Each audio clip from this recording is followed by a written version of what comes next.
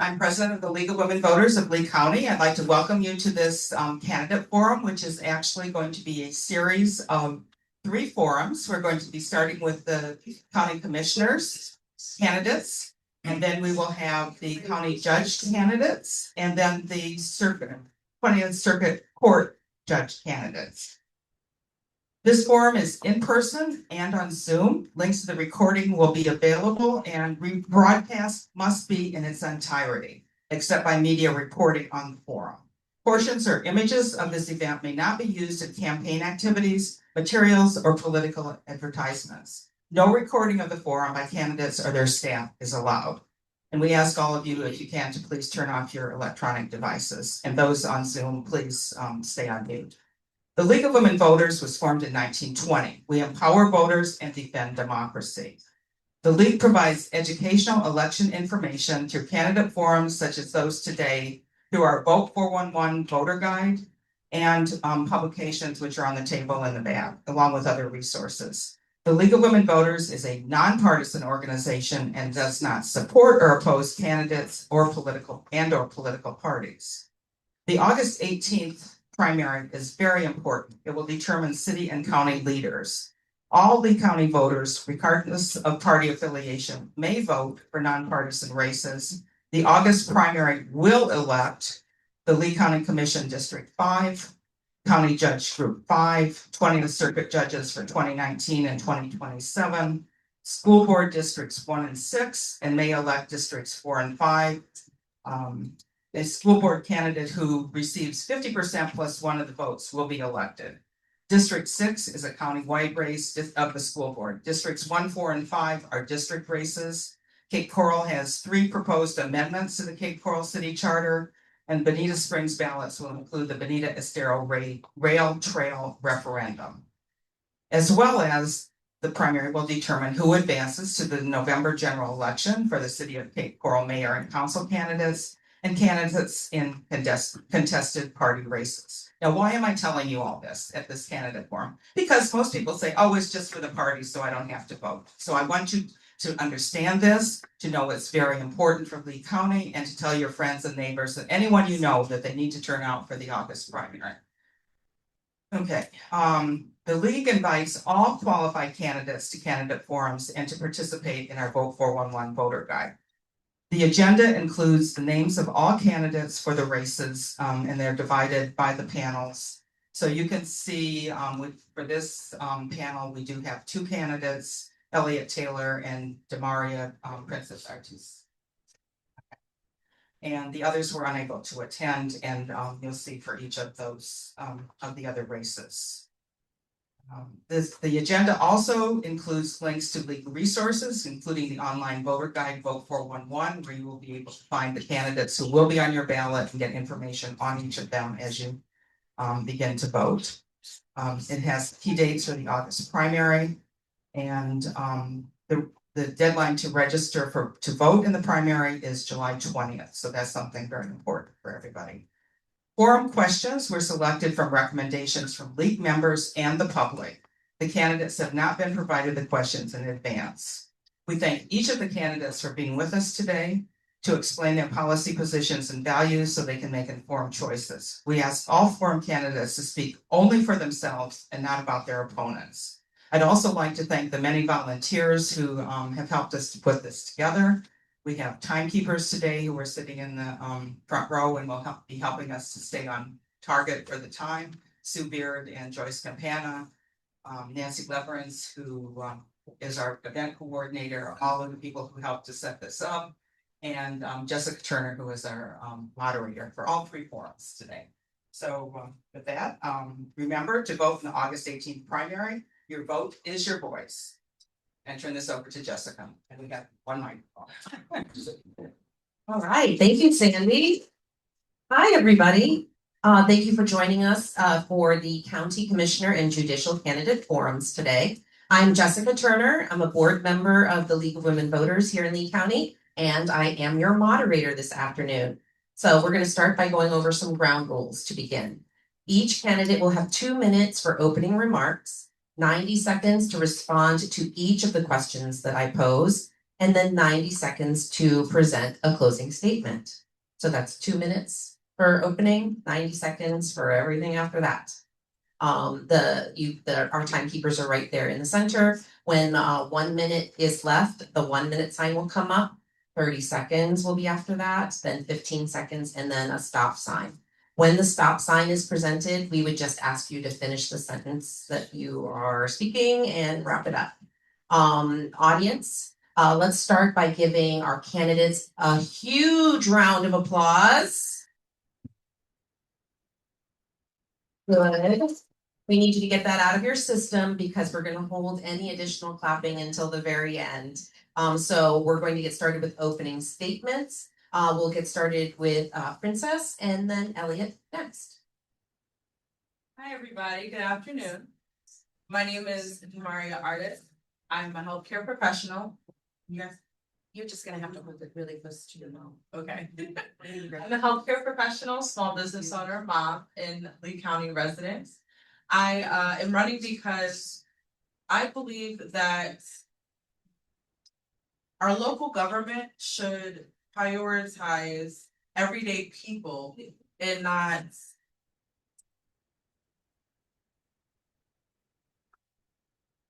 those who are incentivized by the people in positions that they're in. Now, leadership is about asking the difficult questions, listening to our experts, and making sure that we're making accountable decisions. Sorry. Okay, and so my priorities first is affordability. It's important to me that Lee County residents are able to live comfortably and affordably. Thank you so much. All right, and over to Elliot, your opening statement. Oh, You have a minute left. Would you like to use some time? Sure. Okay. Sorry. So my next priority would be responsible development. I want to make sure that our growth is not exceeding our infrastructure. So what that means is making sure that our water, our emergency services, our roads are keeping pace with our infrastructure. And then finally, transparency and accountability. The public should understand how decisions are made. And it's important that if I vote yes, if I vote no, I'm able to explain why. And I want to say thank you for those who have organized this event, and I hope I can earn your vote. Thank you. Thank you, Princess. Thank All right, over to Elliot. I'll say also thank you for having us here. In progress. That was another one. Yeah, 2 minutes seems like a really long time now that I'm sitting up here. This is one of the first times I've spoken in front of more than 15 people. I'm gonna start with a little measurement I took the other day. I live on McGregor near downtown Fort Myers. I work on Corkscrew. I thought it would be interesting to see the average miles per hour it takes me to drive from Corkscrew to just on 41, from Corkscrew all the way up to Victoria Avenue, which is right in front of the bridge here downtown. The speed limit is 45 miles per hour.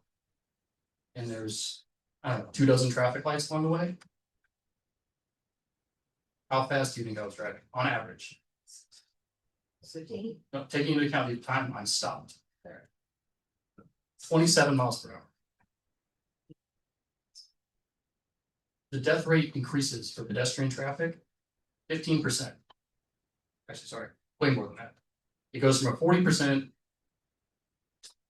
Should have studied this more.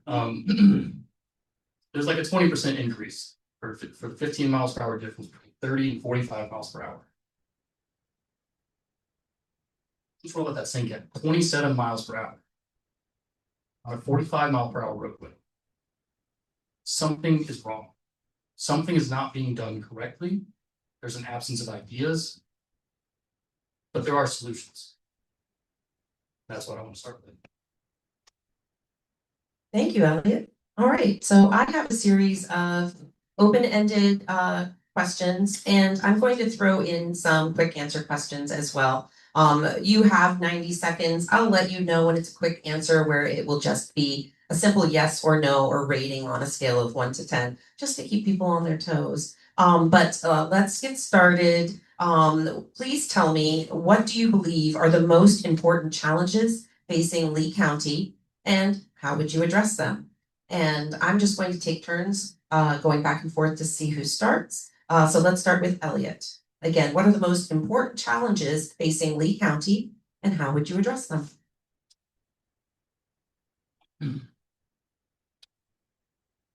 I mean, going through my first statement, traffic obviously is an issue. But traffic is part of a larger issue. It's part of an infrastructure issue. It's unsustainable growth, and it's stealing our wealth, stealing our tax dollars, and it's using the same solutions to problems that we've tried for the last 2 decades, and they have not been successful. Things are getting worse. Another problem is water quality. If you go to Fort Myers Beach, and when you're wading in the water, if there are a bunch of dead fish around you, you don't want to come back there. I have personally bumped into dead fish in the water in Fort Myers. It's a problem. We had to reschedule my daughter's birthday because there was too much, I can't remember the name of it, the type of bacteria, but it was poop. There was too much poop in the water. What is happening?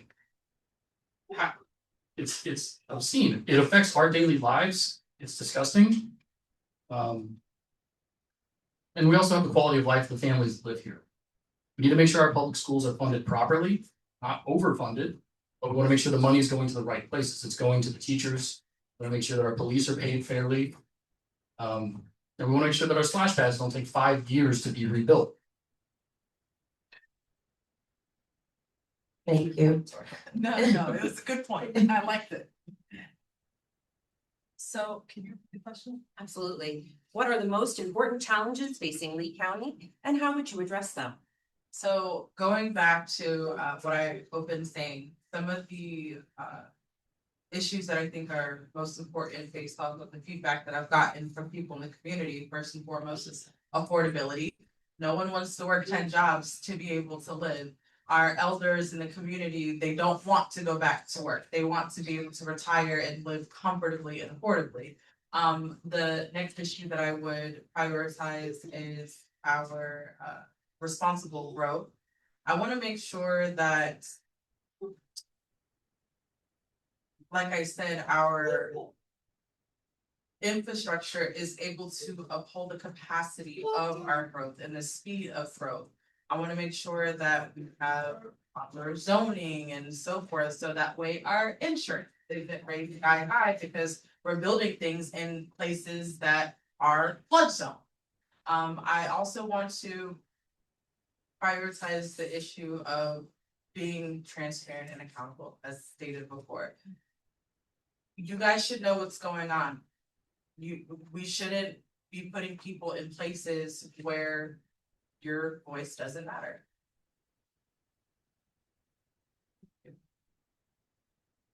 Thank you, Princess. Next question. You guys have both already touched on this, so I would like to know, what should Lee County do to manage growth and development? Princess?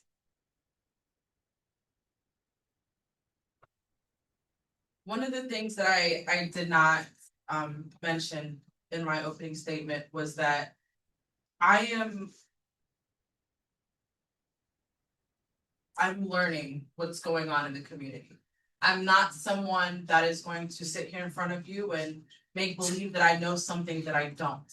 I will tell you, I am researching, I am asking questions, I am evaluating information to make sure that I'm making decisions that I can be held accountable for. I make it a priority to not impose my own personal beliefs, because that is not what the requirement of the job is. I am here to hear your thoughts, your opinions, and the feedback from the community to make sure that that is what is prioritized and it aligns with what we need as a whole. Thank you. Thank you, Princess. Elliot, what should Lee County do to manage growth and development?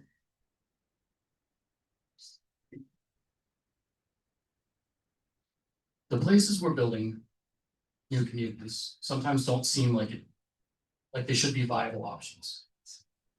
The developers who are building those communities, we're building a 10,000 home community, 10 miles out from the highway, out of town. It shouldn't be financially viable for them. The roads that lead out to those places are paid for by our tax dollars. We're not collecting the fees that we need to be. Collecting the full impact fees that we need to be. We had a study in 2018 that told us we paid some people a bunch of money to tell us how much impact fees we should be collecting. And we didn't listen to our own advice. Why are we funding communities why are we subsidizing developer communities being built where they shouldn't be developed on lands that we need to protect our water supply? I'm asking a lot of rhetorical questions, but those are the questions that need to be asked. It doesn't, these things don't make sense at a fundamental level. Your tax dollars should not be subsidizing growth in places that are unsustainable. The further away developments are from city hubs, the more expensive it is to maintain in the long term. It's not just the upfront costs. I think I answered the question. That was great. Here we go. I'm going to ask you guys a quick answer. And so this is just on a scale of 1 to 10. 1 being you are not confident, and 10 being you are absolutely sure. How confident are you that Lee County's existing infrastructure can support its projected population growth over the next 10 years? Elliot. Was it 1 being the worst? 1 being the worst. Yeah, not great. We have a system of reactionary measures that we take when traffic gets bad. Our transit is not doing its job. It does not take you from point A to point B because our communities are not built in organic hubs of growth. They're taking you from point B to point X to point Z. You cannot engineer your way out of this problem. We need to restructure and we need to encourage growth in areas where we actually have density. We need to let there be destinations where people actually want to take other types of trains. We cannot build a train right now because a train will stop 100 places along 41. There's no way to build out of this. As we add more communities around the county, it's just going to get worse. If we add another lane to 75, it's going to cost however many hundreds of millions of dollars, and the traffic will return within 5 to 10 years. It's a bad investment. So we need to create centers of wealth in our communities so that people do not need to travel and take their working hours out of our county. Adding a new lane is subsidizing people leaving the county and taking their working hours out of it. It robs us of our tax base. Thank you, Elliot. So on a scale of 1 to 10. 1.5? 1.5. Okay. So these are quick answer questions, and I will do a better job in the future of letting you know that it is a quick answer, and I just need you to tell me yes or no or a number. But because Elliot answered that in a little bit more than a number, we're gonna let Princess do the same thing. So you're gonna have 90 seconds on a scale of 1 to 10 with an annotation. How confident are you that Lee County's existing infrastructure can support its projected population growth over the next 10 years? I got a question for you. Can I give it a negative? Sure. Okay, so to answer that question, I am 100% confident that I would give a negative value to that number, that it absolutely cannot support or sustain the growth that at the rate at which we are growing. Was there a second part to that question? I can keep it short, sweet, and simple. We can't sustain, that's the bottom line. That's great. Okay, this is an open answer question, so again, there's 90 seconds to answer this. And this is something that I care passionately about, and it's delicate to balance it with growth and development. What measures should Lee County use to increase the supply of affordable housing for low to moderate income households? Princess, we're gonna start with you. I'll keep this short and sweet. What I'll say goes back to the values that I have as a candidate, which is I don't have all the answers. This is something that I believe deserves a lot of time, or how you say tender love and care, to look into. It's not something that is just one narrow straight answer. It's something that requires a lot of research, and we have to understand if you're pulling finances from one budget to suffice another, it's just creating another issue. So we have to look at things across the board and evaluate what the best thought process, what the best choices are to accommodate or relieve the issue. That's my answer. Thank you, Elliot. What measures should Lee County use to increase the supply of affordable housing for low to moderate income households?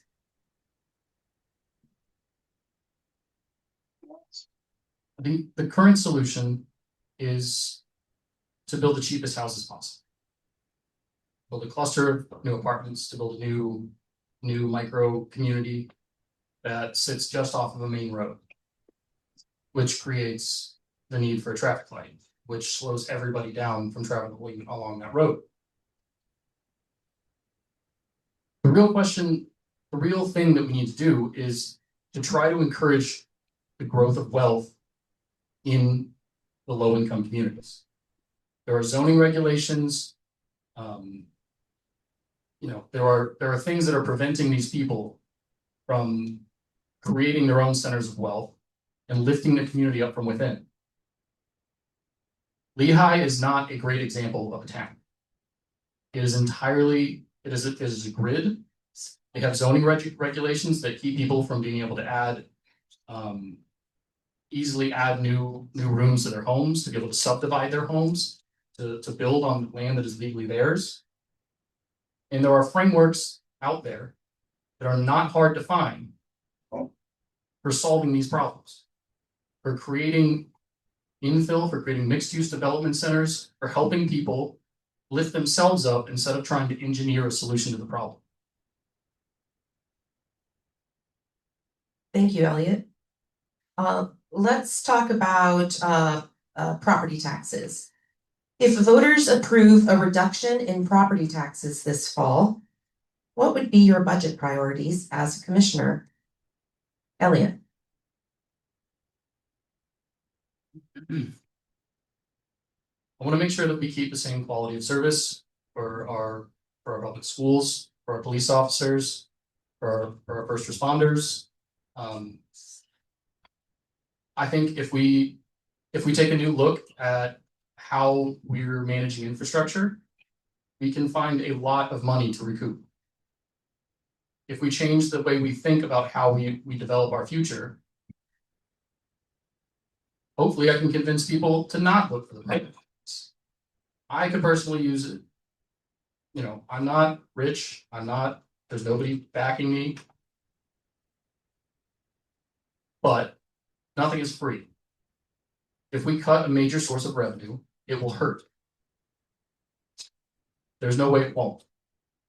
There are core services that we can retain, but I think we need to focus on how we treat our cities and how we can help people grow in a more successful way, and that we can improve our tax base.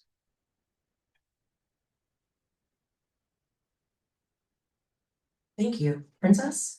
Again, if voters approve a reduction in property taxes this fall, what would be your budget priorities as the commissioner? The budget priorities would first and foremost be based off of the feedback that I get from the people in the community. I wouldn't want to function as a commissioner without valuing the concerns of the people. So with the feedback that I've received so far, I believe that water, safety, and affordability, which again are why I have the priorities that I have, would be what I would focus on first and foremost as commissioner. Number one would be our emergency services. If property taxes are cut, that means that we are losing money that funds the things that keep our infrastructure intact and our emergency services functioning. Therefore, that would be my number one priority. And then from there, the other things that I mentioned, which would be the infrastructure, clean water, affordability, so forth. Thank you, Princess. This is a quick answer question, so this is just a yes or a no. Have you accepted contributions from developers, builders associations, or PACs for your campaign? I have not, but they also have not asked. If they did, I would say, all right, no. He's so good at the quick answer questions. Over to Princess. No, I have not. I pride myself on being an individual that works hard for the things that I have.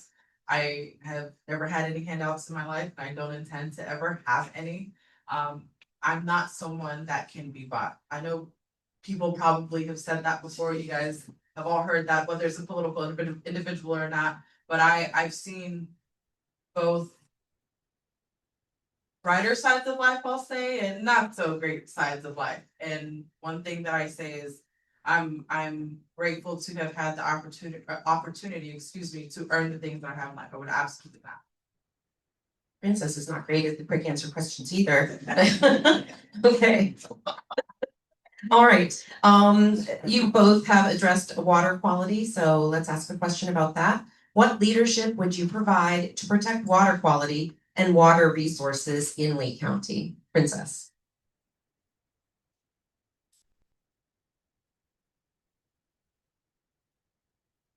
I would make sure that I do what is required and what's right by the people. I make sure that the water is clean. That we aren't dumping things in the water to pollute it that we're not supposed to, and whatever else is required to make sure that our water quality is maintained. Thank you. This is an open-ended question. Do you want to add any more to that? No, thank you. Okay. All right, Elliot. 2 minutes seemed like a long time when I started, but keep going over. Water quality is a broad issue. We have red tide, we have fish kills, we have so many, it's a big deal. Maybe start over. Okay, so let's look at like new development. Okay. Conservation 2020 was created so that we can protect wetlands. And a surprising number of people don't know that those wetlands don't just look pretty, but they're incredibly functional at helping us maintain stormwater runoff, filtering the water that goes into the Caloosahatchee so we don't get the red tide. They're also great at helping store water. When we build over places and we build over wetlands, those are better than our engineered solutions for capturing stormwater runoff. So it is fiscally irresponsible to not fund Conservation 2020 because it will be more expensive in the long run to engineer our way out of the problem that it creates. The land is valuable, but that's why we have to buy it, because we can't protect it otherwise. It's an investment that makes sense for us. It also filters the water for the water we drink, which we kind of need last time I checked. If we build on protected lands, it flushes that water right off. It does not collect and go into the aquifers. All right, let's talk about Lee County residents and meaningful opportunities to influence the commission. basically give you the whole question, but here you go. How would you ensure that Lee County residents have meaningful opportunities to influence decisions made by the county commission?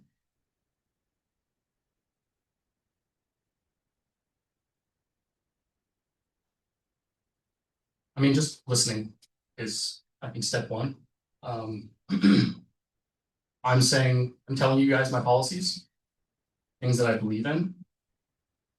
And if you vote for me, that's a vote of confidence in my policies. Even if I get elected, even if me and Princess got elected, we still would not be the majority. So we need to, the vote of confidence, even though it's not a majority, will still tell the other commissioners that people are changing their minds, that they're thinking differently. The other thing I want to do is make sure that we have absolute transparency in the government. There is no reason to hide anything if nothing wrong is happening. So we're making sure our press go through the PIO, but basically it's an office that's in charge of making sure that you only see the things that they want you to see. It is not easy to find a lot of this data. I go and try and find it. I've been scraping websites. I've been building dashboards to help people see behind the scenes. And it's not easy to find. So if there's any members of the press who cannot get what they need from the county, and I'm in office, you should call me. And I will do my best to make sure that you have it.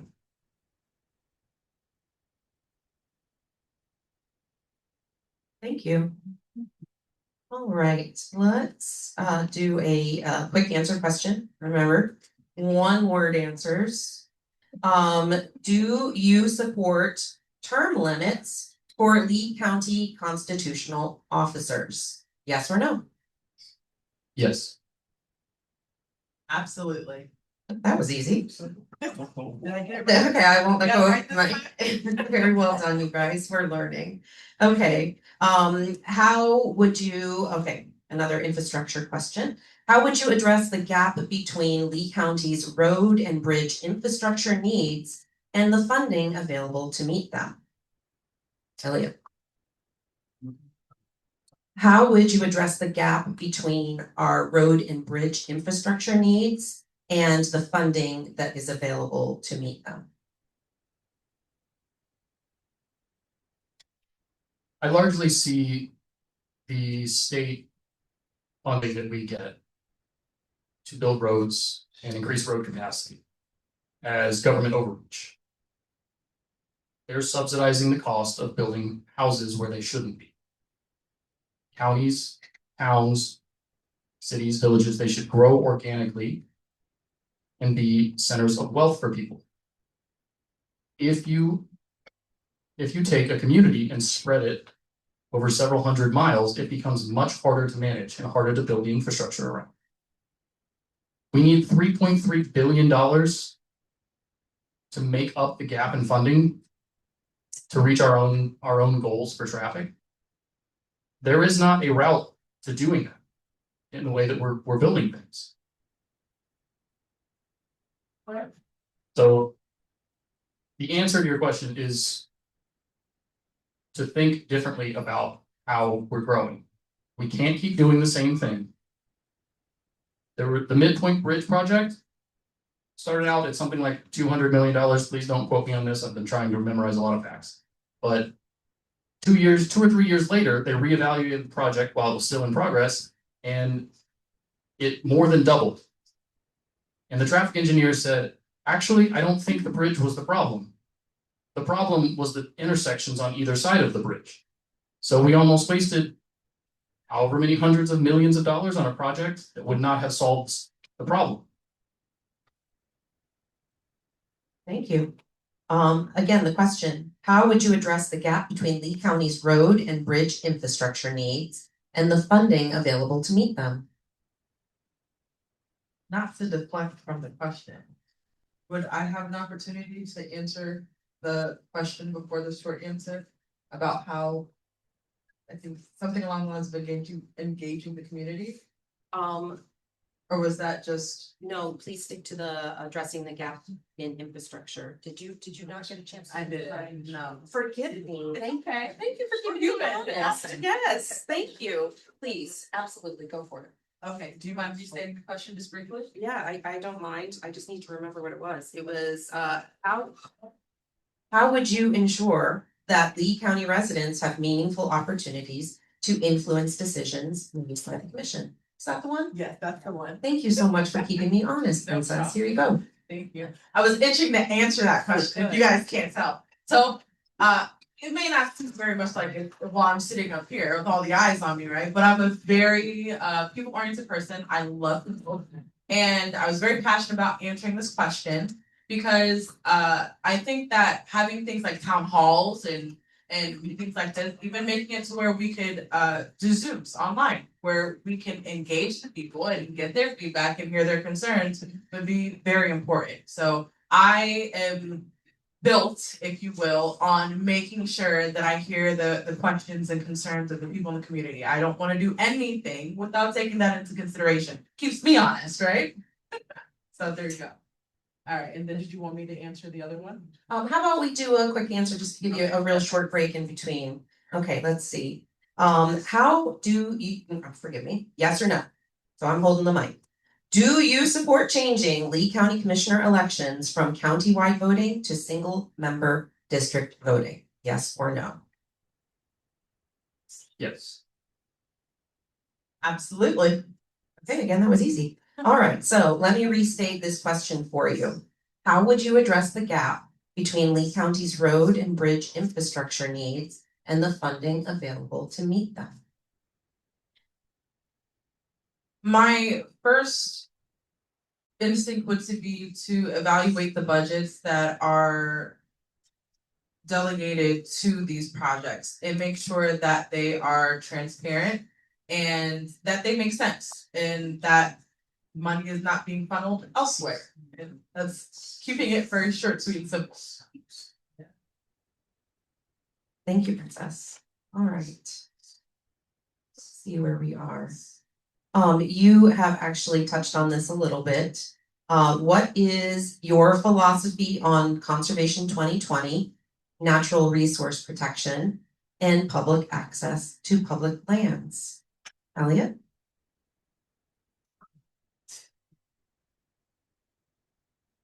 I did kind of go through this in the other question. And I'm writing notes here, but I can't read my own handwriting, so I'm doing that. Yeah, I mean, I'll reiterate, you know, it's really hard to rebuild a wetland. We're trying. But it's incredibly challenging. It's also expensive. We're finding that building containment centers, not the right choice of words, but building stormwater collection areas using native plants and using the tools that nature has given us is fiscally responsible. It's cheaper than funneling everything into a big ditch. But it's also not as effective as the real thing. So why are we wasting money by not funding it? To me, it defies logic. I totally forgot. The question was about Conservation 2020. What is your philosophy about it? And Conservation 2020, natural resource protection, and public access to public lands. Yes, yeah, I'll get time. I mean, fund it. We're $20 million below the funding level that's legally-ish required that we're allowed to just not do, apparently. And people voted for it. 84%. Listen to the people that are voting you into power. 84, 86%, something like that. Said, yes, we want this. That's an overwhelming majority. Do it. I don't know what to say. All right, Princess. Well, I'm gonna piggyback off of Elliot. I agree wholeheartedly. Won't probably hear me say this very often, but we're kind of wasting time talking about it. We just need to do it, right? Just get it done. Stop wasting time and having conversations. Like you said, majority of people voted for it. Just needs to be done. That's bottom line. Keep it very simple. Thank you. All right, I've got another of those quick answer questions. This is a yes or no again. Do you support independent audits of major county contracts and capital projects? Princess? I couldn't get the mic fast enough. Absolutely, yes, that goes into, Quick answer. okay, yes. It's always the Yes. passion. Very good. All right. All right, and then we're gonna do one more open answer question before we round out the first part of the forum. Obviously, we are prone to natural disasters here in Lee County. So talk to us about what are your plans to protect people and critical infrastructure in preparation for disasters? Princess, let's start with you. We need to make sure that resources are available, that funds are put in place to make sure that the proper preparations are made to protect our infrastructure and the members of our community. I like to keep things short and sweet, and that's the bottom line. Of course, there's a lot of more intricate things that go into that, but that would be the most straightforward answer that I could give you at this time. Thank you. Again, the question was, what are your plans to protect people and critical infrastructure in preparation for disasters? Hurricanes are not a new phenomenon. Having an extremely robust system in place to deal with them seems like the logical thing to do. I know, we have a disaster response. I'll be honest, I don't know how effective it is. I've got a friend in Orlando who works for the disaster response and came down and helped and said, she said it was a disaster. I haven't read it personally, so that's her opinion, but I do trust her. In terms of protecting infrastructure and protecting people, the US Air Force Base in the Gulf, they have been deploying these complex concrete structures, just dropping into the water to create coral reefs. I read something recently about growing oysters in certain ways a wave is just energy. And if you do not disperse that energy before it reaches land, it will cause much more damage. Coral reefs and natural structures, again, back to the same theme from before, they are really good at doing that. That's what they're there for. Mangroves, amazing at dispersing energy. So if we do not find a way to use natural structures to disperse the energy before it hits our land and kills people, it will hit our land and kill people. But we need to use the powers that nature is giving us. And it's not me. I am an environmentalist, but it's not an environmental opinion. It's just being responsible. All right, so at this time, we are going to move on to closing statements. Each candidate will have 90 seconds to make their closing statements. The first speaker is Princess. Well, first and foremost, I want to say thank you to all of those who have helped contribute to the organization of this event.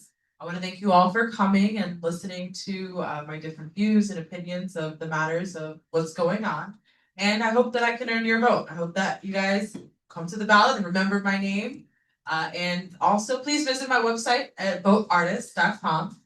Thank you. I look forward to seeing you guys at more events in the community. Thank you, Princess. Elliot. I was told not to do this, but I'm going to read this verbatim because I looked hard on it and I can't remember it. I'm running because we're at a pivotal moment. We're expected to go through the buildable land in Lee County by 2045. So the next couple of years are really, really important for how we reach that future. Will we continue to build unsustainable infrastructure that burdens us with long-term debt and bankrupts our county? Will we continue to dump money into solutions that haven't worked for 2 decades? Will Lee County be a place my children want to grow up? Want to live. They're growing up currently. Will we continue to pillage our natural resources for the benefit of major development corporations? We can't keep going until nobody wants to visit here anymore. And we have no fresh water left. Now is the time for a new vision. responsible, intentional, organic growth that builds wealth for the people who live here. I have a vision for Lee County that I will fight for. I need help to get there. There is so much money going through our elections that I'm going to be trying to produce material to help people understand what's actually happening, that I unfortunately feel the need to tell you that I'm not suicidal. It's a lot of money. It's terrifying. Again, Elliot Taylor for Lee County Commissioner, District 2. I don't mean to end on such a terrifying note, but All right, let's give them both a round of applause and a huge thank you for participating in our forum today. Thank you guys so much.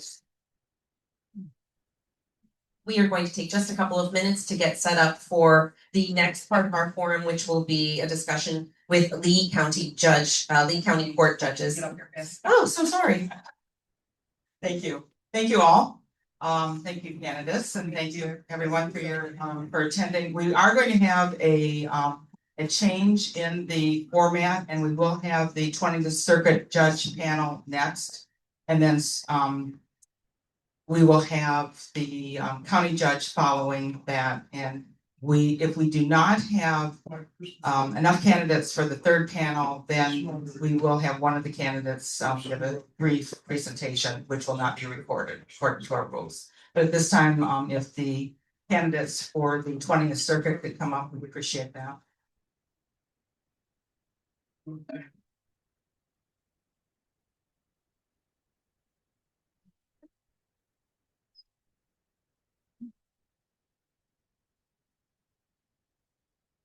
While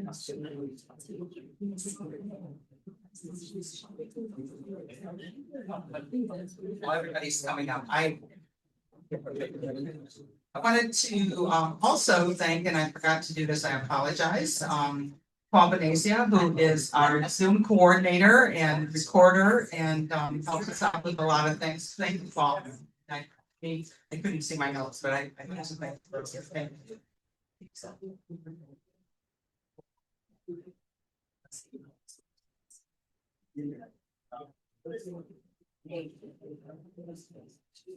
Hi there, I'm Jessica. Nice to meet you. Pleasure to meet you. Hi, Amanda. So nice to meet you. Yes.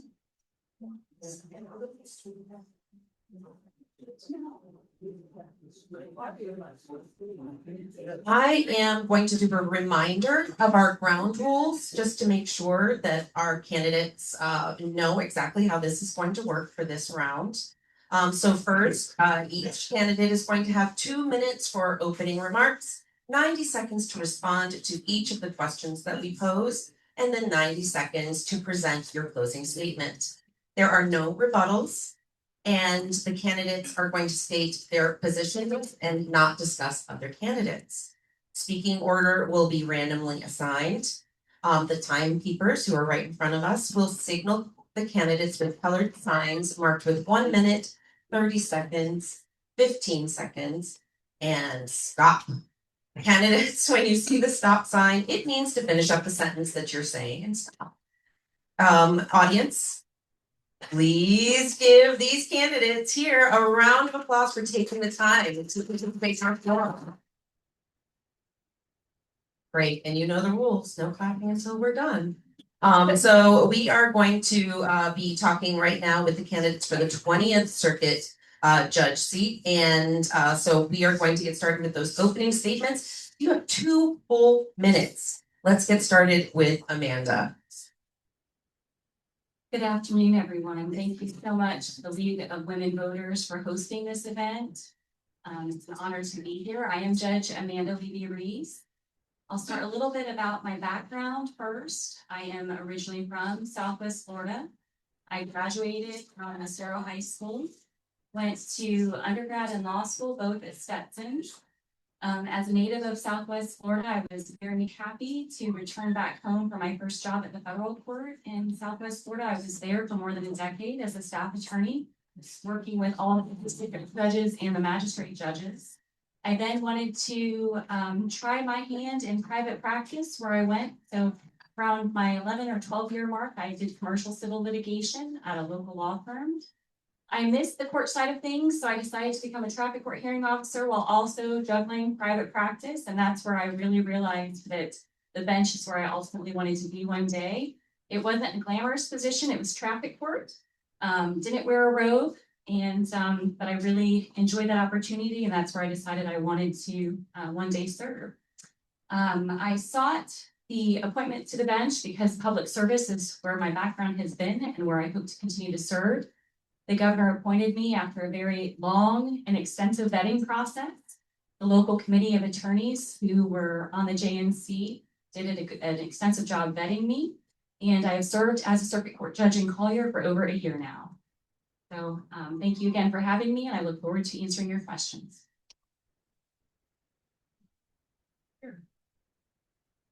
Hello, I'm Vera Berger. I'm a native of Detroit, Michigan, and I've been a resident of Lee County since 1992.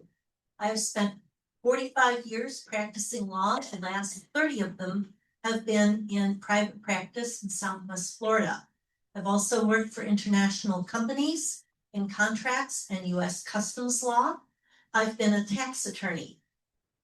For the last 30 years, I've been in family law.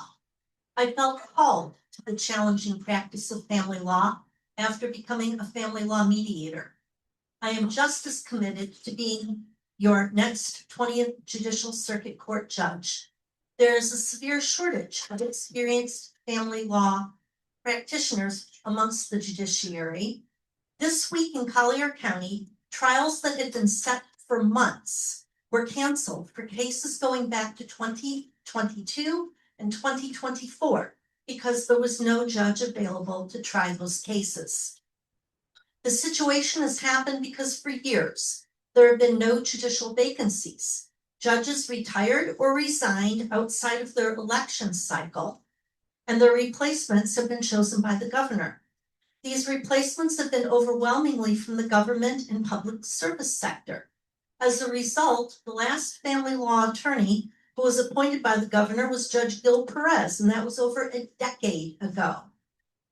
In practicality, the only way for an experienced family law practitioner to get onto the bench is to campaign against a sitting judge. That's what I'm doing because I believe the families of Southwest Florida deserve more judges with the expertise that will help alleviate the stress of the overburdened family law dockets. Thank you.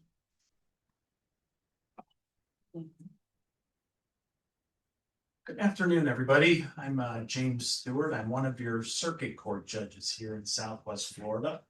I currently preside in the Juvenile Dependency and Juvenile Delinquency Division, which handles cases which are criminal for juveniles, felonies and misdemeanors, so juveniles under the age of 18, and then dependency cases where the state is seeking to remove a child from the home from their parent or guardian, either temporarily or permanently because of abuse, abandonment, or neglect. So very gut-wrenching cases.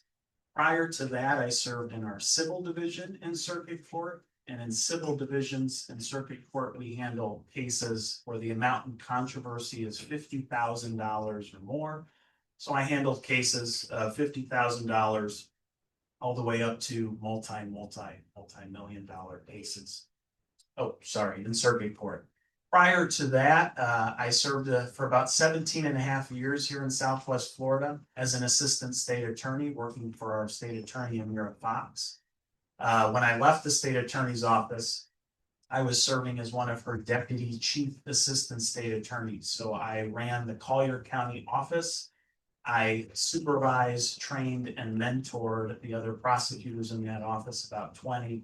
And then I handled the administrative side of the job as well, supervising clerical staff, support staff, and investigators. So in total, I managed approximately 40 to 45 employees at the state attorney's office in my 5 years there. And it's a pleasure to be here today and speak to you all.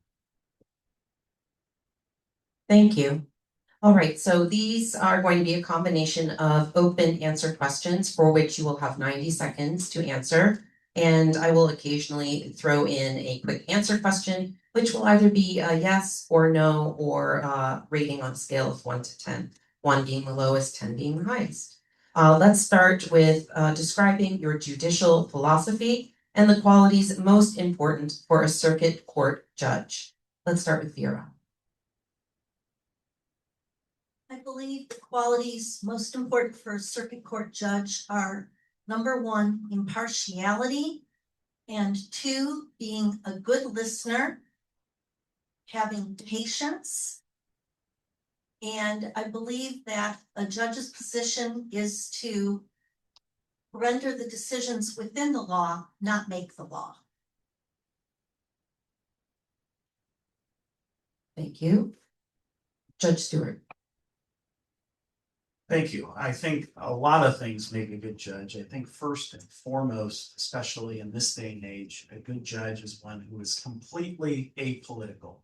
I think most people expect their judges to make decisions based on the facts and the law, not politics. And that is something I firmly believe in. I believe when you come before a court, when you come before the judge, you should not know what our politics are. You should not know what our political beliefs are, and you should be treated fairly and equally, regardless of your political beliefs. And a judge should treat someone the same, regardless of their political beliefs.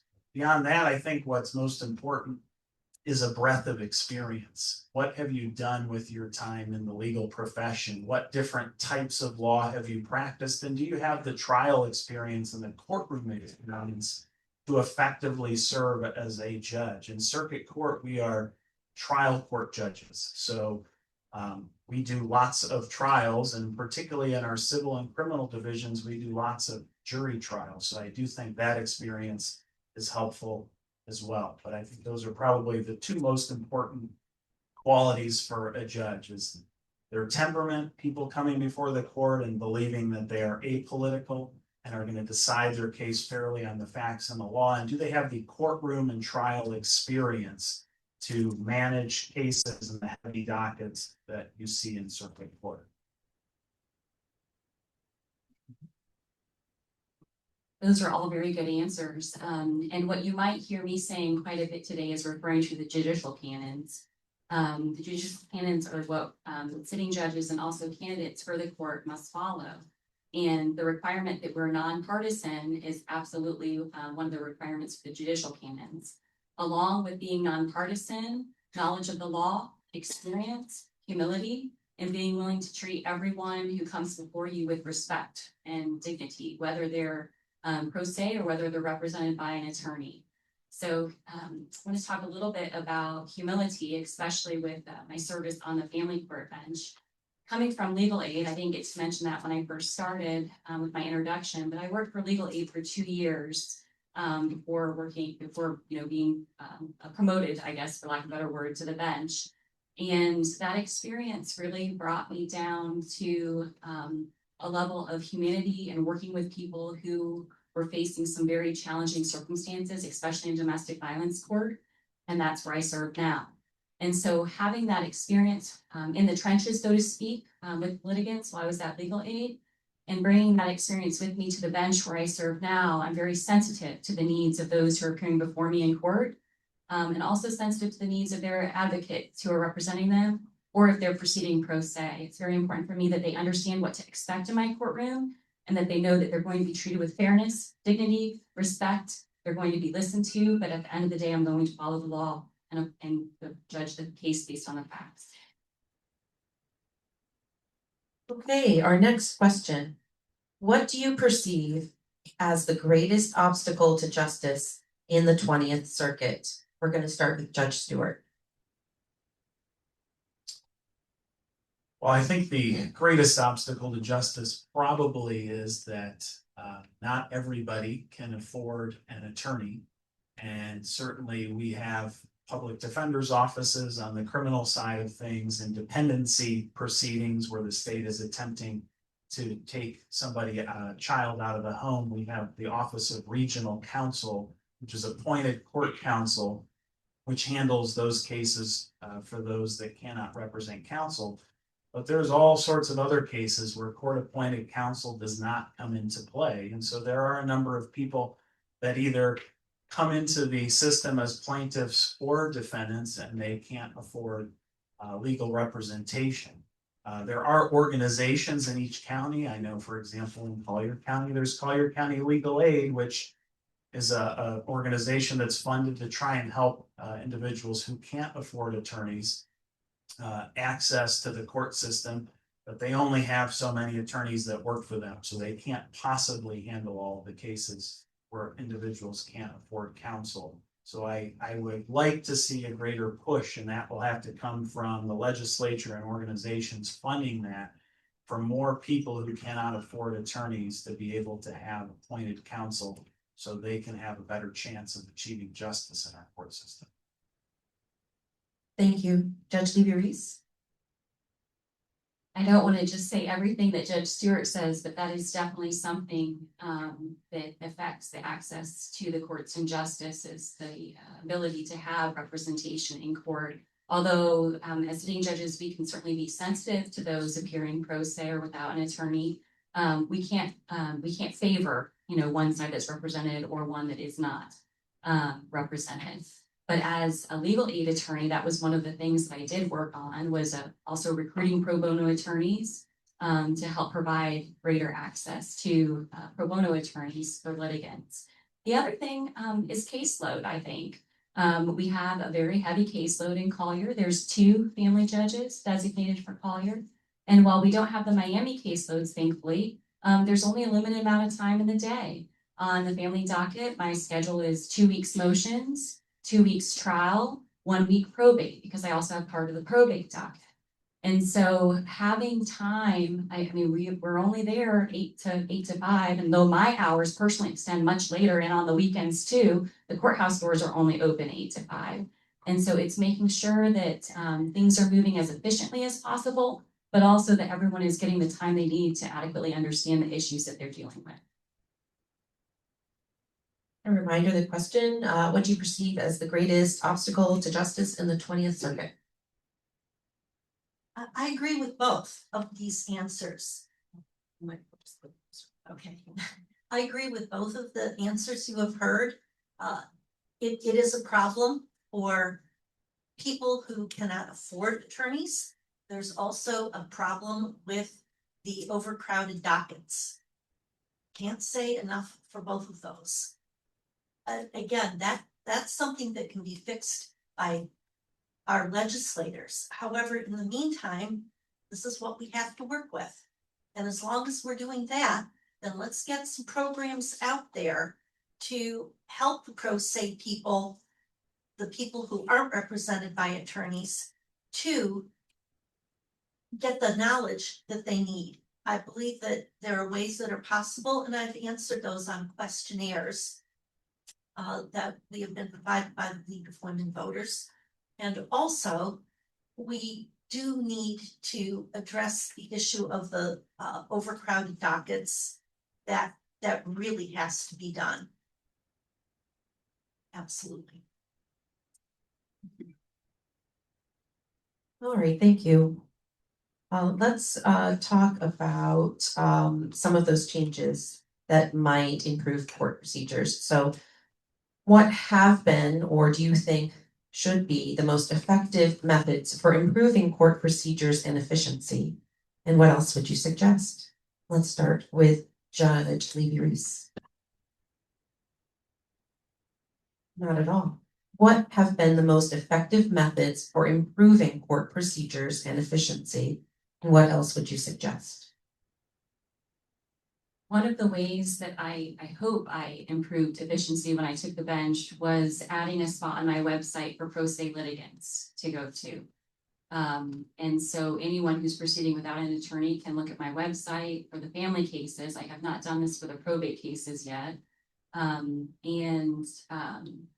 it sets forth some guidelines or rules or helpful information, reference to the Florida Supreme Court forms, which is very important for the family cases. Additionally, running an organized docket and having clear procedures available online, I think helps people understand what to expect when they come to court and keep things moving. Trying to think if there's anything else. I think that's about it. I think my rules and guidelines online and my resources available for pro se litigants should be helpful. Thank you, Vera. One of the things that can be done is to involve the legal community. And by the legal community, I also mean the larger community that assists the legal community, such as the case managers from court, the judicial assistants, and other people. Several years ago, there was an initiative called the Quality and Best Practices Initiative, and that was begun by the Association of Family Law Professionals, and it was a 3-year effort, and it brought in people from the judiciary, the court system, financial professionals, legal professionals. And as a result of that, we looked at what would make the system more efficient, and that was how we got case managers. That was as a result of the community coming together to look at what could be made more efficient. We need to have another one of those because the last one ended in 2001.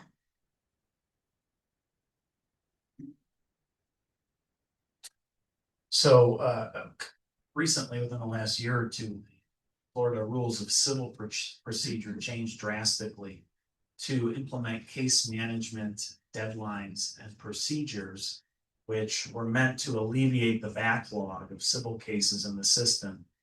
Having presided in the civil docket for the last over the last year prior to my new assignment, I can tell you that makes a huge difference when there are structured guidelines, structured deadlines, which judges are empowered to enforce to keep attorneys moving their cases. Prior to these deadlines, it was common in civil cases where attorneys would let the judge know when they were ready for trial. Now it's the opposite. Now it's the court that is taking control of the efficiency of its dockets in the civil division and is moving the cases along. Plaintiffs who bring cases are now expected to have their case trial ready or almost trial ready when it's in the system. And it's because of these new rules and these new expectations. I do think if we had some of these rules, case management deadlines and guidelines put in place in other divisions, that would help out as well. Not every division is the same in civil. You have different considerations in criminal because those accused of crimes have rights that civil litigants don't. But I do think some form of those changes in other divisions would help efficiency as well. As circuit judges, you have trials with lots and lots of juries. So this is a yes or no question. Do you believe the current jury selection process in the 20th Circuit is fair and representative of the community? Vera? Yes or no? Yes. Yes. Yes. All right, thank you. Very well done. Let's discuss. Sorry, skipping around here. Let's discuss what changes should the court make to better address issues with juvenile offenders and prevent escalating criminal behavior. We're going to start with Judge Stewart. Well, I'm in the thick of this right now in my current assignment. So what we do as judges in the court system comes from the legislature. That's our mandate. If people don't like the laws or what the legislature has prescribed for us to do in juvenile cases, the people should get out and change the law through their legislatures and legislators. However, the law right now in juvenile proceedings is that we use intervention, prevention, and treatment services to lessen criminal behavior from juveniles to keep the community safe. If you look at the statutes for when it comes to adult court in criminal cases, those words aren't really used. It's certainly much more punitive and incarcerative. In our juvenile cases, the Florida legislature has mandated that we intervene and try and help children out. And incarceration for children is supposed to be a last resort. So I think as long as judges stay true to the legislative mandate in juvenile cases, that it's prevention, intervention, and treatment services in order to improve these children's lives and get them away from associating with people who commit crimes and committing crimes themselves, then I think our juvenile system can continue to grow and get better. But any changes from that do need to come from the people through the legislature. Thank you. Vera?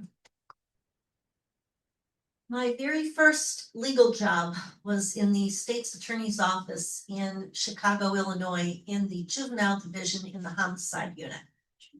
So I'm not in the trenches currently like Judge Stewart. And one of the things that I did come to believe at that time was we need more mental health services and accountability.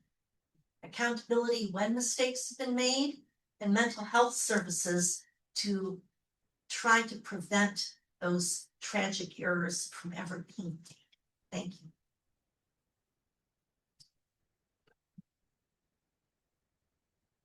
As a circuit court judge now assigned to the family division and probate division, I have only seen juvenile offenders as duty judge. I've served as duty judge 4 times or 5 times since the appointment, or if someone needs coverage for some other issue.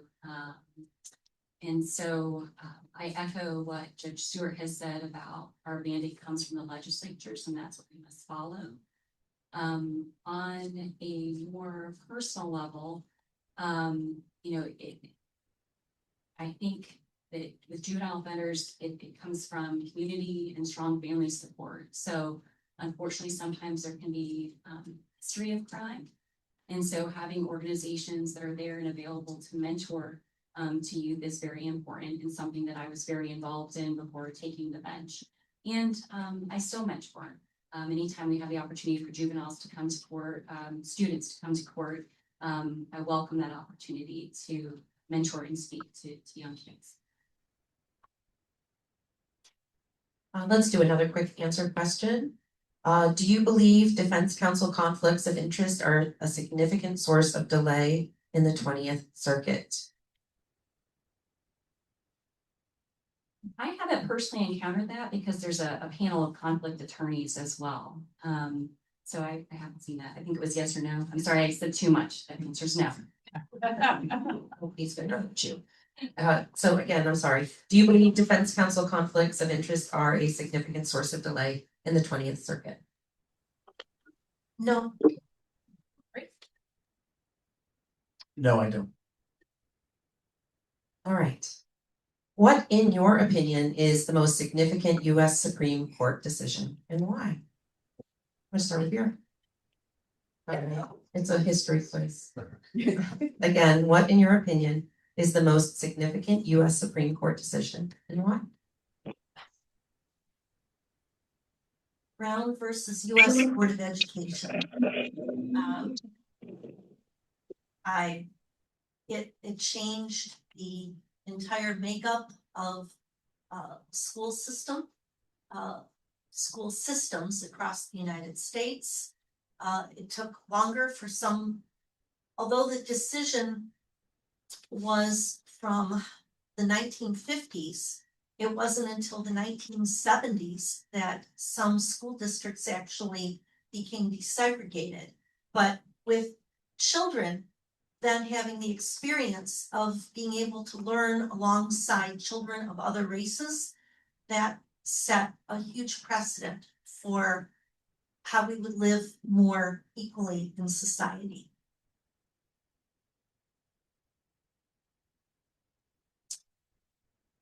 There are a lot of ways you could go with that question. I'm going to go way back to Marbury versus Madison because it establishes the power of judicial review.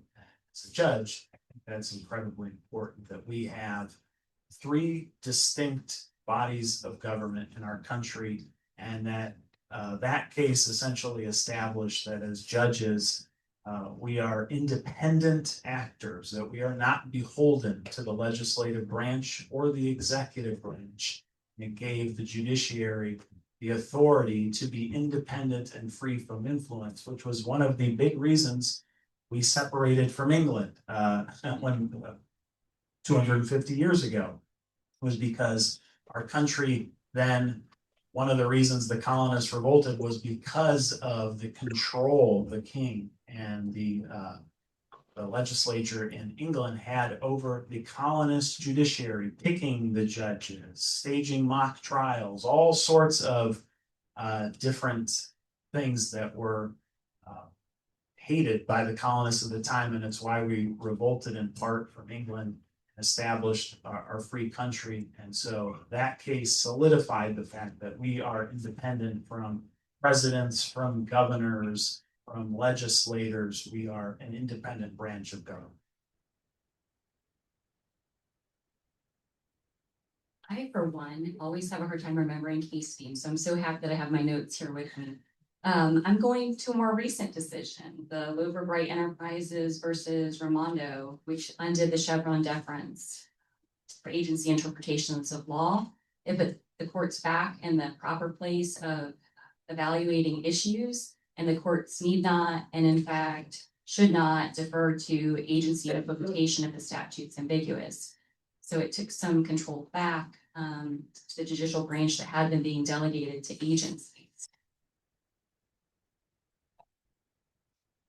Okay, let's do another short answer. Let's see what we've got here.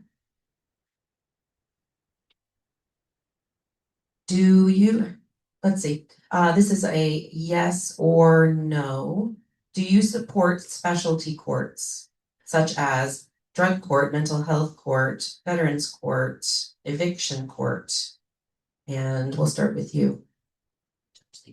Absolutely. It's a part of our court system now, and if I was called to help out in that court, absolutely would do so.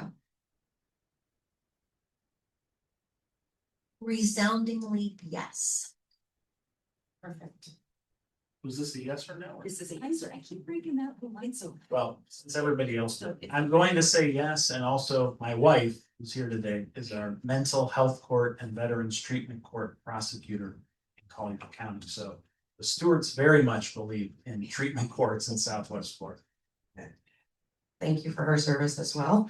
That's okay. Let's talk about how do you ensure the constitutional protections for defendants when underlying law is subject to legal challenge? Let's start with you, Judge Lee. Do you mind repeating? Not at all. Okay. How do we ensure Constitutional protections for defendants, that we make sure that they are upheld when underlying law is subject to legal challenge? I think that's a weighted question, because subject to legal challenge, right? So the court, as a sitting judge, I must follow what the law is. I must follow binding precedent. So I guess I'm uncertain how to address that later portion if it's subject to challenge. So as a sitting court, I have to apply the law as it's written, and as the courts that I must, if it's the law, that's what I must follow. We know that criminal defendants are entitled to appointment of counsel. They can't afford one. And so it would be the litigants that would present the issues and arguments and positions to the court. And it would be the court's job to apply the law. Thank you. Here. I agree with that answer. This is a circuit court judge position, applies the law. It's our Supreme Courts that really create new precedents for the trial courts to follow. We are not here to create new law.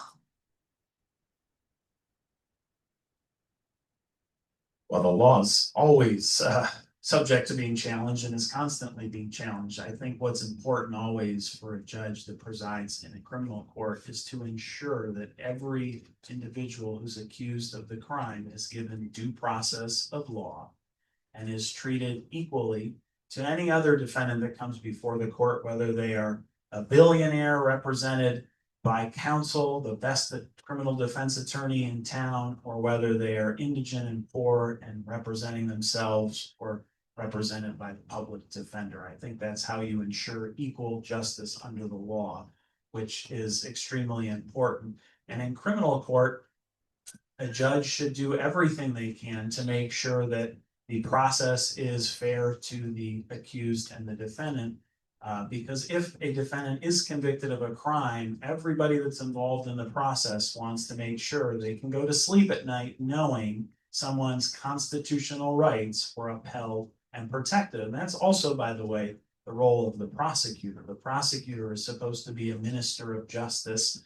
And when I was a prosecutor, I was always trying to make sure that I was making sure the defendant's rights were being upheld. Sometimes when their counsel wasn't always upholding their rights, because if I got a conviction, I wanted to make sure it was the right thing. And I think a judge has the same obligation.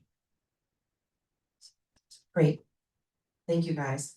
All right, I'm going to ask one last open answer question, and then we'll move on to closing. Tell me one of your judicial role models and what philosophy you share with them. We will get started with Vera. One of my judicial role models was a retired 20th Judicial Circuit Court Judge, Judge Hugh E. Starnes. Judge Starnes made himself available to attorneys to consult with them if they needed just a judicial case management conference that would be more informal in nature. He made himself available to help create a better camaraderie amongst the attorneys that would come before him. And he was the one who initiated that initiative that I mentioned earlier, the Quality and Best Practices initiative, because he believed that there was always a more efficient way to do things, and that by involving the greater good, we could find that. And I would hope to be that same kind of judge. And I think his continues to be missed by those who practice in the family law courts. Thank you. Someone I admire greatly is Judge Lauren Brody, who's my mentor judge as well. When you're a new judge, you're assigned a mentor judge, and you keep that mentor judge for many, many years, and it's someone you can go back to for advice over the course of time. I practiced in front of Judge Brody as a prosecutor in multiple different divisions, in the juvenile delinquency division, and then in adult criminal felony court. And then after I was appointed, she was assigned to be my mentor judge. She's been serving as a judge since the early 1990s, and here in Southwest Florida, since the early 2000s, she has served in every division. She has an incredible reputation, and she won a statewide award a few years ago, honoring her professionalism and dedication to public service in the judiciary. So I can't think of a better role model. Judge Lauren Brody, she's been a mentor to me, a friend to me, and she's unfortunately retiring in January, but I will be leaning on her for many years to come, because she is a fountain of wisdom and has an incredible reputation. So hard to pick just one, especially as a sitting judge, just the wealth of resources that are available that we often will phone friends when we have issues, especially as new judges. But I'm going to go back to when I first graduated from law school and I started at the federal court in Fort Myers. U.S. District Judge Sherry Polster Chappell. I have known her for 20 years. She started as a county judge. Actually, she was a prosecutor, then went to the county court in Lee County, then became a U.S. magistrate judge, which is where I first met her. And now she's serving for life as a federal district court judge. I had the opportunity to sit in her chambers for roughly the first 5 years of my career, although I worked there for 10. And I was a fly on the wall, seeing how hard she worked, her work ethic, how she treated people in her courtroom with fairness, respect, how she heard from all sides, and the weight of the decision that we are faced with sometimes as judges. And she handled everything with such professionalism and grace. And she's still a mentor now, even though I'm on the state court, she's on the federal court. And most importantly, she's a great mom. So she always had time to make her kids breakfast before work. And sometimes I don't have time to do that. So I don't know how she did looking back, but she's just a wonderful person. All right, so we are going to wrap up that part of our round, and we're going to move on to closing statements. You each have 90 seconds to make your closing statement, and the first speaker is Amanda. Back to you. Thank you again for having me here. It was.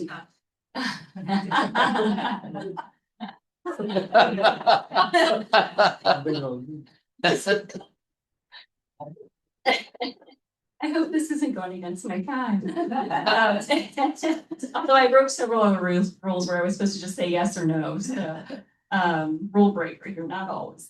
But no, it's been such a pleasure to get to share some time with you all this afternoon. I hope that the answers that I've shared have provided some insight into who I am as a person, as a mom, and also as a judge. It's an honor of a lifetime to serve on the bench. I have inspired my daughter who's here with us today. I worked very hard to get where I am. It took 20 years of practice before the appointment to the bench happened. And I truly love my job, and I hope to keep it. My career was one marked in public service. And, when I could have had the opportunity to stay in private practice if I wanted to, I was always involved in this community as a kid doing community service. And that really hasn't changed now as an adult serving in my hometown on the bench. You can have diverse practice experience. You can, have jury trials, non-jury trials. But at the end of the day, the management of caseload and being able to move the cases and keep humility, I think, are key things for judges. And it's been an honor to meet you all today and to make my rounds in all 5 counties, because that's where the circuit race is. So we'll continue to go until August 18th. And I hope that by hearing me today that I've earned your vote. Thank you.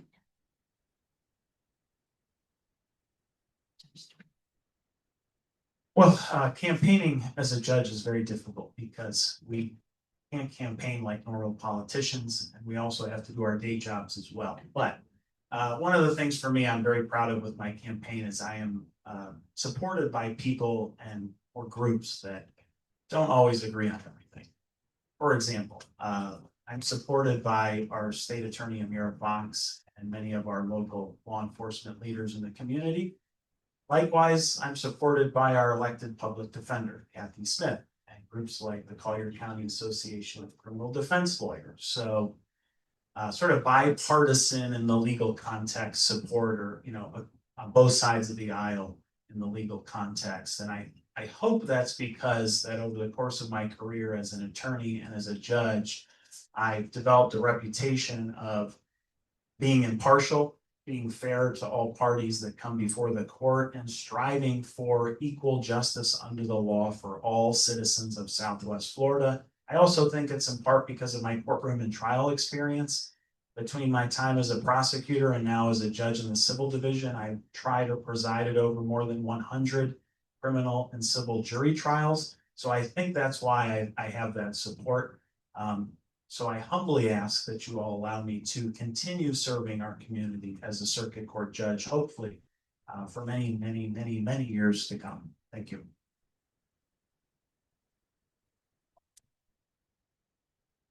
I believe that a judge should be impartial, and part of that comes from not accepting endorsements.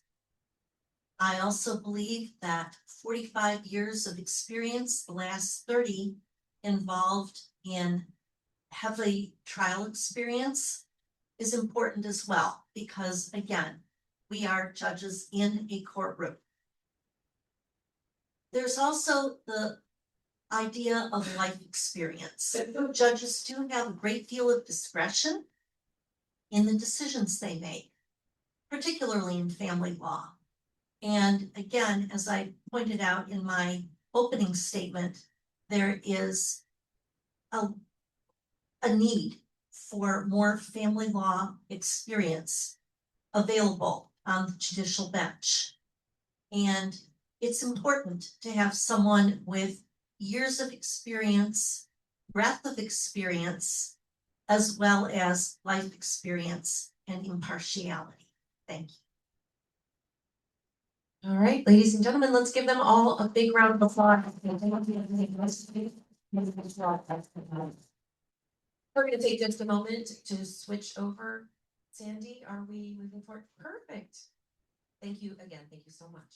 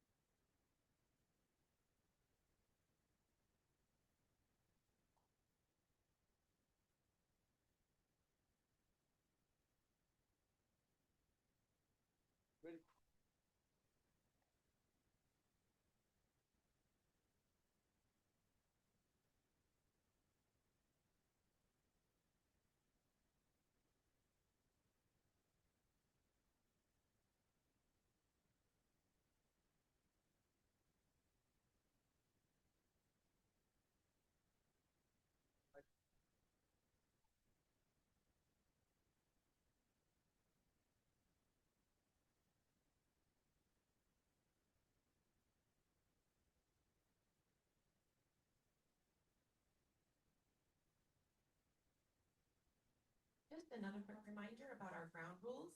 Each candidate is going to have 2 minutes for opening remarks, 90 seconds to respond to each of the questions, and 90 seconds to present closing statements.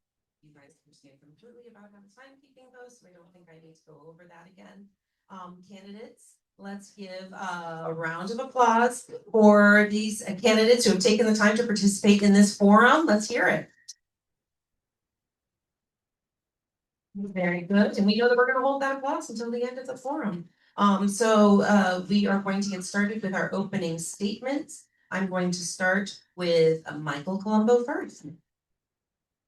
Good afternoon, everyone. First and foremost, I want to apologize for my attire. I'm going to start with a joke. I'm a parent. I have 3 children, and my wife and I are set right now. She's up at the IMG Academy with my older boy who's trying to play Division I baseball. I'm with my younger boy who was playing at a tournament here locally. So I ran out the door this morning to get him to the field because I coach, just like, and Javier's a coach too. I've known him now for a little while. So he coaches soccer, my background, I believe, and I coach baseball, right? And wrestling. So as a parent, you try to do all these different things, right? And I rushed out without getting my suit on. And just to start with, when I was told here I threw on a campaign shirt, I'm not allowed to wear a campaign shirt. So to tell you how important it is for me to talk to you all, I ran down to Target. I got this shirt. It was on clearance for $7.50. My wife's going to be very happy about that. But in all seriousness, I'm a dad, and I have 3 children, and we raised them here. We volunteer a lot of our time at St. Carlos Park for the Little Leagues, and I work at the concession stand for free. My wife's on the board over there. That's how we spend a lot of time together, flipping hot dogs and hamburgers and helping the league. The reason I'm telling you that is because I'm a family man, and I've been a lawyer for 25 years. I started my practice up north. 17 years I was in law enforcement, 8 years in private practice. After 9/11, I became a special agent with the Department of Homeland Security. I worked on the 2010 Times Square bombing case. When I was a special agent, I had top secret security clearance. I also worked here for over 10 years in the state attorney's office, handling thousands of cases. I also work in private practice, representing all types of individuals. The reason I'm telling you that is because I have diverse experience. I've tried over 100 cases on both sides of the law. Thank you. Thank you. I'm Judge Javier Pacheco. I'm County Court Judge here in Lee County in the Civil Division. I want to thank Mike for making this work, because without you being here, we could not have had this. And I think it's super important for the community to hear from their judges, so that not only they know who to vote for, but because we are your public servants, and it's important for you to get to know us and to hear from us. I am a board, before I became a judge, I was a board certified business litigator. So I am literally an expert in civil law. And I was an attorney for 20 years before being appointed by the governor last year. I handle the county civil division. There's nothing but civil cases. That's construction, business cases, landlord tenant cases, small claims. We also do the civil traffic cases. So as you can imagine, it is the busiest docket in the whole, in pretty much all the 20th judicial circuit. We handle about 20,000 cases a year. And so it is that expertise and energy that I bring from being an attorney in a big firm for 20 years. I've been only with one firm.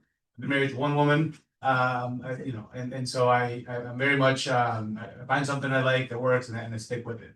And so I do enjoy what I do. I have two kids in Bonita High School. We've lived in Bonita Springs for 18 years. Love Lee County. Love the state of Florida. Love the United States of America. I wasn't born here. I was born in Peru, came to the United States when I was 9 years old. And my family didn't have much. My parents worked at factories and in Mexican restaurants, but they believed in education. And through education is where I've become an expert in the law. Was able to help numerous clients throughout my years, mentor multiple children and other attorneys. And now I'm honored to have been appointed by the governor for this job. And I promise you that every day I get up and I pray that I'm worthy of it, and I do my best from 7 a.m. to 7 p.m. For you. So hopefully I earn your support, and love to keep the job. Thank you. Thank you. This first question is an open answer question, so you'll have 90 seconds to respond. Again, the timers are right in front of us. I will let you know when we do a quick answer question and the mode that you are supposed to use to answer it. So our first open-ended question is, what qualities and accomplishments have prepared you for this office? You both briefly touched on that, but this will give you a little bit of time. The qualities, obviously, I think some of you've heard this earlier. It's obviously impartiality, right? It's fairness. It's a strict adherence to the Constitution. All right, because that was created for a reason. We all live by it. We honor it. We just had the 250-year ceremony about it, and for a reason. And the reason is because our forefathers died for it. So after 9/11, I lost some people in the towers, and I decided to do something about it. The kind of person that I am was to go and do something. So becoming a special agent isn't an easy task, especially in your mid-30s, as I was getting older and older. As a result of that, I have 2 fake hips for the service of our country. So it's an experience like that. It's also an experience when I worked at the state attorney's office in the special victims unit. I handled hundreds of cases with very vulnerable elderly adults and children. You have to have a talent to do that. You have to be able to listen. After that, in private practice, listening to my clients, you have to be able to do that in trying cases. So my profound experience is actually doing things hands-on. You can't read it from a book and then do it. You have to have done it before. So that's what I bring to the table. I have a lot of life experience, and I have a lot of actual courtroom trial experience. Thank you. Thank you. And I agree with a lot of what Mike has said. The qualities that I've learned over this year that I've been a judge that are crucial to my job are, number one, expertise. We have so many cases that we must know the law. We must know not just the procedural law, but the substantive law. In civil, if you don't know the law, then you must take cases under advisement and then wait to give people a result. To give people a result that's prompt and accurate, you have to know the law and you have to know the rules of procedure, especially in civil county court, where a lot of folks are not represented by counsel, because you're not getting the law from the parties. You have to know it. And you have to, while it's important that they bring it up, Some are fundamental issues that the judge must know in order to not give a verdict or a ruling that's contrary to the law. So again, being an expert in this area of the law and working in it now as a judge, I think that's crucial for me to be able to do my job well. Second is energy. We have a lot of cases. Like I said, I was in a big firm for 20 years, and you don't get that far without really working a lot. So I've proven that, and I've proven that in my year in the bench. And last is demeanor. I treat everybody with dignity, with patience, with respect, and that is what's required. And it doesn't matter who you are. It doesn't matter if you have a lawyer or not. It doesn't matter if you speak English or not. In my courtroom, everybody treats everybody with respect. Everybody's treated with dignity, and I have a lot of patience with people. That doesn't mean they can get away with anything, but you set the standard, and that's what I've done. Thank you. Next question. What do you see as the greatest challenges facing the Lee County court system? Judge Pacheco. It's the largest volume of cases. Like I said, it's we are right now 3 seats that have civil in county court in Lee County, and we have a vacant seat right now. For the last 6 months, Judge Garza and I have basically been handling 1.5 dockets. And so that volume of cases can really only be addressed with proper case management, with a lot of energy, a lot of knowledge, but also creative ideas. We've just developed and launched the eviction docket in Lee County. It didn't exist before this past Monday, which I presided over. And it's an exciting opportunity that we've had to make this process better for everybody, more efficient for landlords. We have included legal aid. We have community providers who are there present. It's taken about a year for us to launch this. I'm super proud of it. We have the chief judge has issued a memorandum with the procedures and practices that I drafted. And so it is that speed. Well, the other thing is in county civil, a lot of cases by statute are advanced in the docket. That includes the unlawful detainer cases, landlord-tenant cases, and the small claims cases. So the speed is quick. So we're getting creative and making sure that everybody's cases are heard promptly, resolved accurately, and everybody has due process. And it's not easy, but we've been able to accomplish it. Thank you. I agree with everything Judge Pacheco said, 100%. My answer is going to be a little bit more simplistic, and I think he's going to understand why. What are the biggest challenges? Money. I know our judge has petitioned for more judges for our county, and the reason they petitioned for more judges is because we have obviously a big caseload, like Javier just said, a really big caseload. But the other thing is our population growth has gone up tremendously. If everybody looks around, how many people are living here now? So it's gone up a lot, and because of that, I think they certified the need for I believe seven judges, 7 new circuit judges, and I believe 1 or 2 possibly county judges, because it's been so big. So I think the greatest challenge we face is having the legislature making sure that they take care of Southwest Florida, getting judges, enough judges that we have to handle these busy dockets, and putting judges in there that understand what we need to do, which is move cases efficiently, fairly, and justly. And that means listening to all parties. And if we have to open up a Friday afternoon to hear cases, we open up a Friday afternoon. I did a federal case up in Tallahassee not too long, last August. We did it on a Saturday. We did a full jury trial. We were still doing it. It was a 10-day trial. We did it on a Saturday. So what I'm telling you is our greatest challenge is being able to have enough judges to fill this and to work quickly through and make sure everybody's heard fairly. Thank you. Next question. This is another 90-second open answer question. What steps would you take to ensure that litigants who represent themselves receive a fair hearing in your courtroom? Thank you. And this is near and dear to my heart because from the moment I started, I've been dealing with self-represented individuals. And I found that everybody's super grateful and able to do what they need to do before the court and have access to justice if you do the following. At the beginning of each procedure, you explain why we're here and you're prepared. And you do that every single time.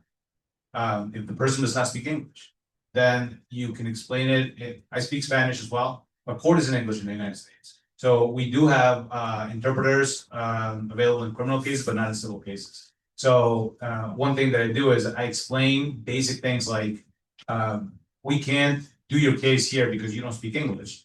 And so we're gonna give you a new date.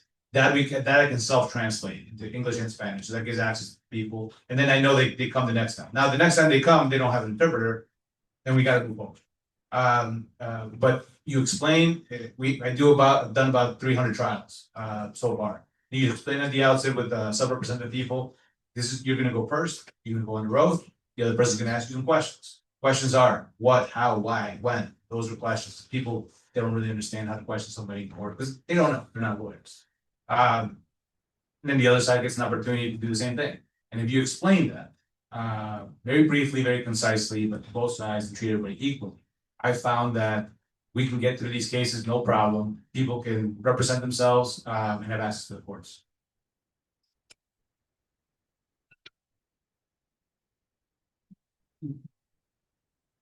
Oh, forgive me, I said I was gonna repeat it and then I didn't. What steps would you take to ensure that litigants who represent themselves receive a fair hearing in your courtroom? Thank you. First thing I would do is put something on my webpage. Very first thing I would do, just a brief outline for everyone who's representing themselves, because what we want is we want equal access, right? Just because you can't afford an attorney doesn't mean you shouldn't be able to go to court. So if you want to be able to file the documents you need to file, you need to be able to follow certain procedures, all right, so that the court system moves efficiently. I would put it right on my website, right there. Here's the steps that I'm asking all of you to follow. And guess what? I'm going to keep it very simple for people who are pro se, but the attorneys should know better, right? Because they've been practicing for a while. But I'm going to have the same set of rules for attorneys as well, so that they could look at that. And I really think that the best thing to do in those situations is just to be very, very patient, listen, because a lot of pro se litigants don't know the rules of evidence. They don't understand how that works, and you just have to be patient and listen. So the first thing I would do is put it on the website, and the second thing I would do after that is when I get that case in front of me, be very patient, listen, and listen to both sides. And I can't tell them what to do. I can't give them legal advice, but I can tell them to look at the website and follow the instructions on the procedure. And I think that'll make things move very fairly and efficiently. All right, I haven't done a quick answer question. Let's see how you guys do. Let's see. Question, this is a yes or no question, so I'm gonna hold on to the microphone. Do you support the use of restorative justice practices as an alternative sentencing option? Yes or no? If you're referring to mental health court, drug court, and specialty courts, yes. Yeah, I require the same clarification. The answer is yes, if that's happening. So. Thank you. I should have asked the question about the alternative courts. Thank you. All right, next. What do you perceive as the greatest obstacles to justice in Lee County?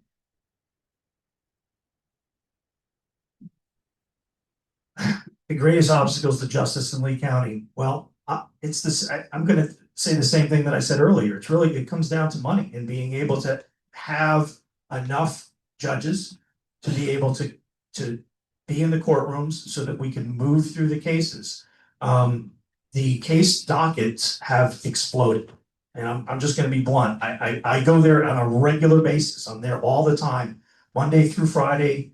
Maybe not as much on Fridays, but Monday through Thursday, we're there a lot for hearings and trials and things. And I'll tell you, it's busy.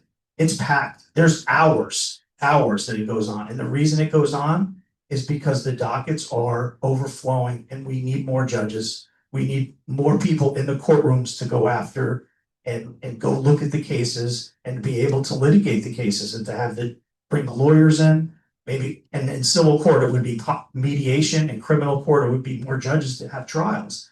So I think the greatest obstacle that we face is just being able to bring justice, to have more judges in Lee County so that we could go through the dockets, go through the cases more efficiently, and so that everybody could get their day in court timely. Thank you. I think the greatest obstacle to justice is the lack of representation of people without lawyers. While we can take steps to help subrepresented individuals have access to stuff. And I can tell you, if you Google me, you go on my website and see all the resources I have on my website for subrepresented individuals. You can see how much time it took. It's about 8 documents, each like 9 pages, prepared each one myself. People don't read them. People don't read them. They don't look at them. They're all there. I tell them at every hearing, please make sure you look at the resources. They're all there, but they don't. So it's really having attorneys and other folks help these people. I'm on the 20th Judicial Circuit Pro Bono committee. We're trying to support and recruit more attorneys to do pro bono work. This initiative with the eviction docket that we've created also is a partnership with Legal Aid and Rural Legal Services of Lee County, where they're going to have attorneys present, so we can refer people to them on the spot if they have legal need immediately, and the court can provide that information. When somebody's about to lose their home or lose their rights, what they need is legal help. So we need more pro bono lawyers. Great. All right, I'm going to ask, let's see, this is an open-ended question, so again, 90 seconds for this. Describe a case or legal matter that reflects your legal ability and your values.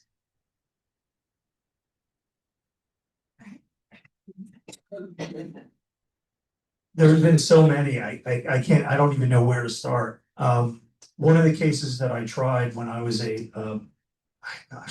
when I was a state attorney, dealt with a pastor's son who had been killed coming home from work from McDonald's, and there was 2 twin boys, one made it home, one did not. And dad went out looking for him all night long, couldn't find him, and someone had buried him in a ditch. And it took me, I don't know, 2 years to investigate it. And I worked closely with the police. And the reason I'm telling you this story is because it was a very complex case, going through jail calls, going through DNA. And we ended up trying the case in front of Judge J. Frank Porter, who's the presiding judge. And it was a profound case for me because it took a long time to try. It was very complex. And at the end of the day, after the verdict came back guilty, he was the sentencing was as fair can be, and it was a heart-wrenching case because somebody's now going away to prison. Another person lost their son. So watching Judge Porter and how he interacted with everyone, the jurors, myself as the prosecutor, the defense attorney, the defendant, the victim, the deceased family, watching that had a profound effect on the impartiality and the empathy and to be able to command a courtroom. So that case meant the most to me. He's McNeely versus the Charlotte County Sheriff. It was a case in 2016. I was a civil litigator, to do business cases. We got a call from Judge Steele, Middle District, United States Court Judge, Federal Court. An inmate had been filed a lawsuit in 1989 action, civil rights action, because he had been acting up, and they put him in a restraint. They sprayed him with OC spray and left him in the yard for 4 hours, burning. And they didn't wash him off or anything like that. So he sued for cruel and unusual punishment and in violation of civil rights. I had no idea about any of this kind of stuff. But when a federal judge calls your office and says, "Hey, we need somebody to represent this person pro bono," you do it. This person had committed murder. He was a murderer serving life, but it wasn't something that we could say no to. So we put all our resources behind it. We made some good law, which because we prevailed in summary judgment, and the 11th Circuit, United States Corporate 11th Circuit, we prevailed there as well. That this case was able to go forward. We lost after a 10-day jury trial because the jurors obviously didn't like our client, but simply having this person have representation not only helped him but helped the entire system, because an inmate does a lot of times in their hands and find all kinds of crazy stuff. We were able to get the case on track, justice, and get it tried. So we did that. Thank you. Thank you so much. We're going to move to our closing statements. You will both have 90 seconds to give your closing statement. And we're going to start with Judge Chico. Thank you so much. Thank you each one of you for being here, for the League of Women Voters, for everything you do. I'm so glad we're in the library. I grew up in a library, learned how to speak English in the public library. And that, those experiences growing up as an immigrant child made me know that this is the greatest country in the face of the earth. Appreciate the system of justice, appreciate the law, and want to serve it and serve each one of you in that regard. And so I've been blessed by God that I've been able to do that. I was appointed by the governor, that he determined that I'm qualified and the right person to serve on this job. I think I'm doing a great job. I hate to toot my own horn, but there's not so much that we can say as judges here when you're in an election. I want to thank Mike for making this happen. I think he's a great guy, and I hope someday he becomes a judge. Perhaps not this time. Wait a little long. But I do love what I do. I think I'm doing a great job at it. And, but if for some reason the voters don't like it, I'll support Mike. I ask that everybody give him respect, and I'll make sure that he's ready on day one by helping him out. Because it's that important. We have to do it. We have to do it the right way. We have to foment respect for the judiciary, respect for the rule of law. And I think in this campaign we've both been acting in a way that does that. So I'm grateful to Mike, each one of you, and God bless you. Thank you.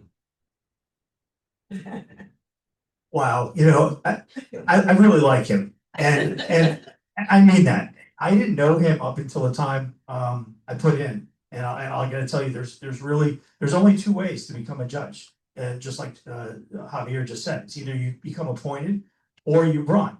And I didn't get a chance to meet him until afterward, and I didn't know him, and I've gotten a chance to meet him now and to talk to him on several occasions, and I like him. So there's going to be I like him a lot. There's going to be nothing said between each other. And the reason, this is one of those things. Javier he was a soccer player. Am I right? Yes, sir. He's a very good soccer player. I was a very good baseball player and wrestler. And the reason I'm telling you this is because sometimes in life, if you want something, you gotta take a shot. You have to go for it. And there's an election process for that reason. This was not a decision that came lightly. I have a lot of respect for him. I'm actually on the list right now, the governor's list. So I'm waiting to hear on a possible appointment as well. So all I can tell you is I've got a lot of life experience over the 100 jury trials that I did in a courtroom. What I would tell you is this: you can't learn that stuff from a book. All right. No matter what anybody tells you, you have to have that experience. I think both of us have that. The difference is we have different experience, but I have great respect for him. So if he wins and he retains a seat, I'm going to see him every day and shake his hand. So thank you all for your time. Give them a round of applause.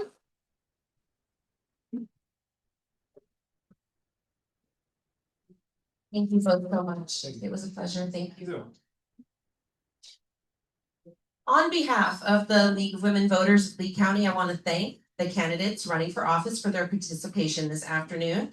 I also want to thank the audience for coming to meet the candidates. For more information on the upcoming election, please visit the League's vote411.org, where you can find more information about the candidates and ballot measures and links to other sources of information about the upcoming election. Primary candidate information will be available mid-July. Members of the League of Women Voters do the hands-on work to safeguard our democracy. While we never endorse a candidate, we are directly involved in ensuring that our community is aware of and understands the issues facing the county and state. Sign up for the email update through www.LWVLee.org. That's easy to say. This forum was recorded and the link will be available on our website. For the audience, please tell your friends and family and colleagues that they still have a chance to learn about the candidates by watching the recorded forum. The deadline to register for the primary was that July 20th? July 20th. And the deadline to request a mail-in ballot is August 6th. Remember, you have to request a ballot for each election cycle now. Thank you for being an informed voter. Remember to vote August 18th in the primary election. Let's give our candidates one last round of applause. Thank you so much. Remember, your vote is your voice. Make your voice heard. Thank you.